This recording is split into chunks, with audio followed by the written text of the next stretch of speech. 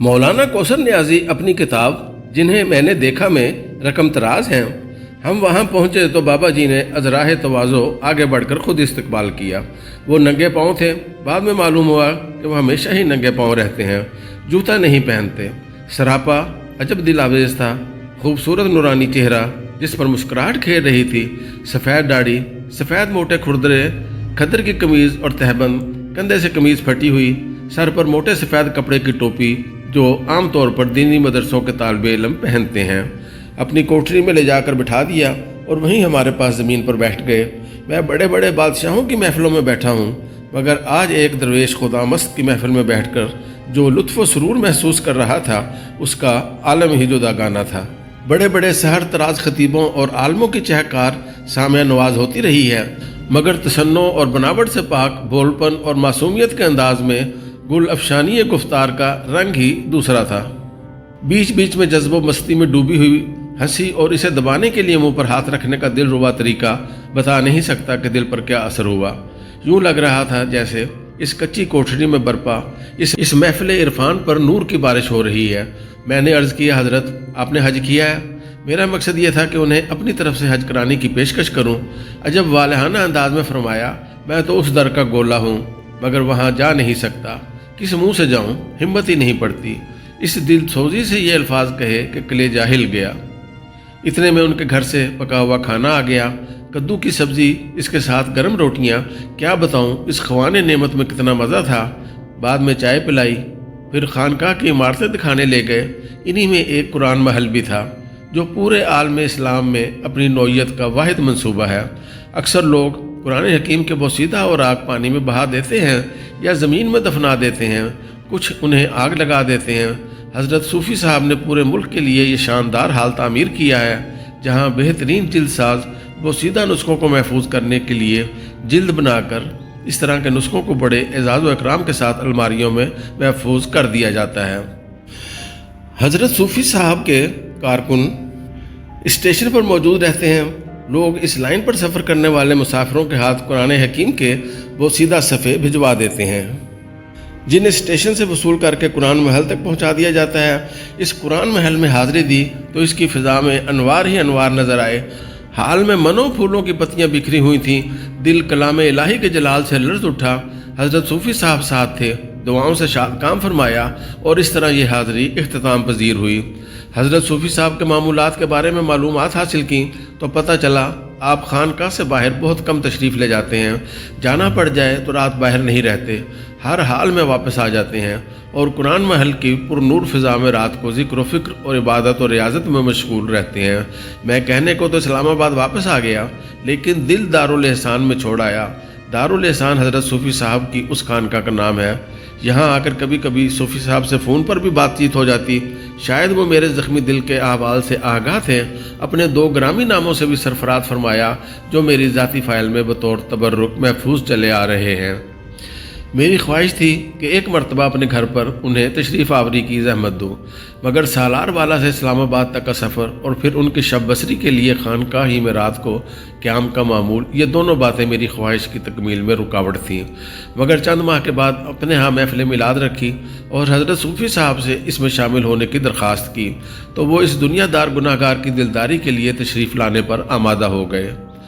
حضرت صوفی صاحب کے متوسلین میں اس سفر کا جس نے سنا اسے حیرت ہوئی۔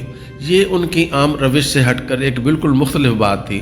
میرے کرم فرما جسٹس محمد افضل چیمہ یوم موعودہ پر اسلام آباد کے 0 پوائنٹ پر کھڑے ہو گئے کہ وہ صوفی صاحب کو گھر لے آئیں گے۔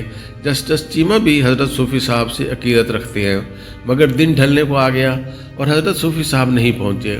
دریں اثنا محفل میلاد ختم ہو گئی اور شرفاء نے کھانا بھی کھا لیا کہ اب دن کے 4 بج چکے تھے اور حضرت صوفی صاحب کی تشریف آوری کی امید نہ رہی تھی۔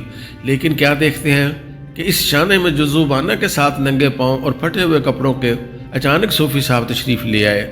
ان کے ساتھ جسٹس چیمہ کے علاوہ 2-3 دوسرے خدام بھی ہم رکاب تھے۔ اس پیرانہ سالی میں 8-10 گھنٹے کا سفر کر کے تشریف لائے، مگر چہرے پر تکان کا نام و نشان تک نہ تھا۔ اسی طرح تر و تازہ اور تبسم ریز تھے۔ کھانے کا پوچھا تو پتہ چلا روزے سے ہیں۔ میں گھر کے اوپر کے حصے میں لے گیا۔ نماز ادا کر چکے تھے، لیکن یہاں 2 رکعت نماز نفل ادا کی پھر دعا کے لیے ہاتھ اٹھا دیے۔ اس موقع پر ایک عجب واقعہ ہوا۔ میں نے اپنے بچوں کو پیش کیا، سب کو دعا دی، مگر فاروق سے چھوٹے بڑے بیٹے طارق کے لیے انہوں نے عجیب و غریب دعا کی، اے اللہ اس کی تقدیر بدل دے۔ میں دعا کے ان الفاظ پر چونک گیا۔ یہ غیر معمولی دعا تھی۔ اس کی معنویت چند دنوں کے بعد جا کر کھلی جب طارق کو ایک سنگین حادثہ پیش آیا۔ وہ نیا گاڑی سیکھ رہا تھا کہ اس کی گاڑی کھمبے سے جا ٹکرائی۔ اسٹیئرنگ اس کے پیٹ میں نہ گھس جاتا تو اس کا سر ڈیش بورڈ سے ٹکرا کر پاش ہو جاتا۔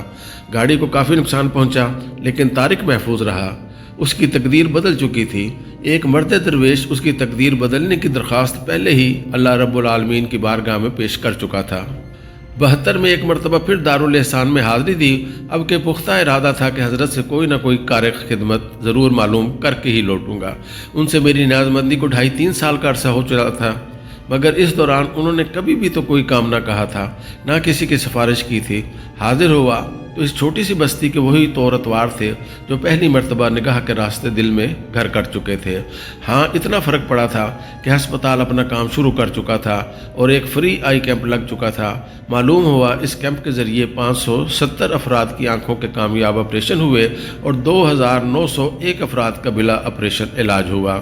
اب بات آ ہی گئی ہے تو یہ بھی سن لیجئے کہ سال میں 2 مرتبہ مارچ اور اکتوبر میں دارالاحسان کے اس فری آئی کیمپ سے اب تک کئی پیدائشی نابینا افراد کو بینائی کی دولت مل چکی ہے۔ بات میں اپنی حاضری کی کر رہا تھا۔ میں حاضر ہوا تو صوفی صاحب سے عرض کیا کہ حضرت اب کے تو کوئی نہ کوئی کار خدمت ضرور پوچھ کر جاؤں گا۔ فرمانے لگے ایک کام ہے بس وہ کر دو۔ میں نے سمجھا خانقاہ یا حضرت صاحب کی ذات سے متعلق کوئی کام ہوگا۔ خوش ہو کر عرض کیا ارشاد فرمائیے۔ بزرگان دین کی جتنی خانقاہیں ہیں ان پر جمعرات کے جمعرات ذکر کی محفلیں منعقد کرا دو۔ یہ خانقاہیں ذکر کے انہی زلزلوں سے گونجا کرتی تھیں۔ میں نے وعدہ کر لیا، واپس آ کر وزیر اوقاف کی حیثیت سے اس کے لیے باقاعدہ احکام جاری کیے۔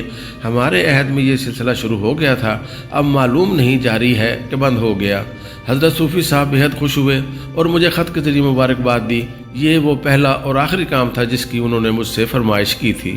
حضرت صوفی صاحب نے اب تک 10 کتابیں لکھی ہیں جو اپنے حسن ظاہر و باطن کے لحاظ سے ہمارے دینی لٹریچر میں ایک گراں قدر اضافہ ہیں۔ تخلیق اور پروڈکشن کے اعتبار سے جو نفاست ان میں پائی جاتی ہے وہ سرکاری اہتمام میں چھپنے والی کتب میں بھی ناپید ہیں۔ آپ کی کتاب ترتیب شریف کا ذکر اوپر ہو چکا ہے۔ ایک اور مارکۃ الآراء کتاب آپ نے اسماء النبی الکریم کے نام سے ترتیب دی ہے جس کی اب تک کئی جلدیں منظر عام پر آ چکی ہیں۔ اس کتاب میں پہلی مرتبہ حضور کے وہ تمام اسماء مبارک جو مختلف کتب احادیث و سیر میں بکھرے ہوئے ہیں یکجا کر دیے گئے ہیں۔ دارالاحسان کے نام سے ایک خوبصورت ماہر نامہ بھی آپ کی زیر ادارت سالوں سے شائع ہو رہا ہے۔ لطف یہ ہے کہ یہ تمام کتابیں اور مطبوعات بلا قیمت تقسیم ہوتی ہیں، انہیں کاروبار کا ذریعہ نہیں بنایا جاتا۔ ویسے بھی یہاں کاروبار نام کی کوئی چیز نہیں پائی جاتی۔ لاکھوں آدمیوں کا علاج ہو رہا ہے، قرآن محل کے مصارف ہیں، تبلیغ کے لیے باقاعدہ مبلغ بھیجے جاتے ہیں، ان کا خرچ ہے۔ تھانہ بدوش قبیلوں کے ہزاروں افراد آ کے دست حق پرست پر اسلام قبول کر چکے ہیں، ان کی دیکھ بھال ہے۔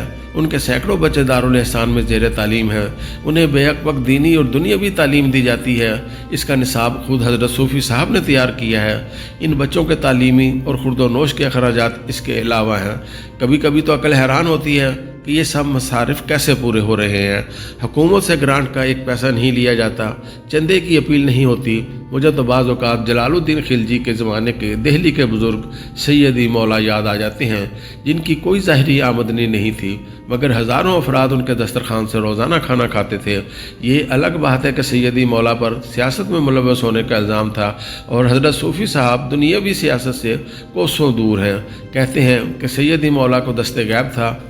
اس بات کا میں ابھی تک فیصلہ نہیں کر سکا کہ حضرت صوفی صاحب کو بھی دست غیب ہے یا یہ ان کے انتظام و انصرام کا کرشمہ ہے۔